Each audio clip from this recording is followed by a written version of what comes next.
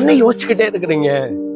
இந்த பிரச்சனையை எப்படி சமாளிப்பேன் அப்படின்னா, ஒண்ணு முடிஞ்சா இன்னொன்னு ஆரம்பிக்குது. என்னால என்ன செய்ய முடியும் அப்படின்னு யோசிக்கிறீங்களா? சில நேரத்துல படுத்த கூட தூக்கம் வர மாட்டேங்குதுல.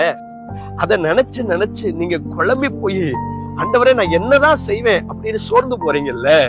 இப்படிப்பட்ட ஒரு சூழ்நிலையில பக்தன் இவ்விதமாய் சொல்லுகிறார், என் உள்ளத்தில் விசாரங்கள் பெருகுகையில் உம்முடைய ஆறுதல்கள் என் ஆத்துமாவை தேற்றிற்று அப்படிங்கிற. ஆமாங்க, அப்படிப்பட்ட சூழ்நிலையில தேவ சமூகத்துக்கு ஓடிருங்க. ஆண்டவருடைய வசனத்தை எடுத்து படிச்சிருங்க. ஆமா, அது படிக்கும் போது ஒரு இனம் புரியாத சந்தோஷமும் ஒரு இனம் புரியாத ஆறுதலும் உங்க ஆத்மாவை தேற்றும். உங்க மனசுல இருக்கிற பாரம்லாம் நீங்க விலகுறத ஃபீல் பண்ணுவீங்க. இது எப்ப நடக்கும் தெரியுமா?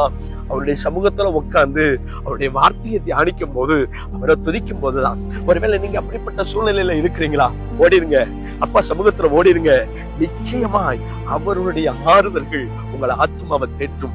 நீங்கள் நெருக்கப்பட்டிருக்கிற அந்த சூழ்நிலையிலிருந்து உங்க மனசுல ஒரு தெய்வீக சமாதானம் ஆட்கொள்ளும். உங்களுக்கு அப்படிப்பட்ட ஒரு இளைப்பாறுதலை தருவார். அதனால சோர்ந்து போகாதீங்க.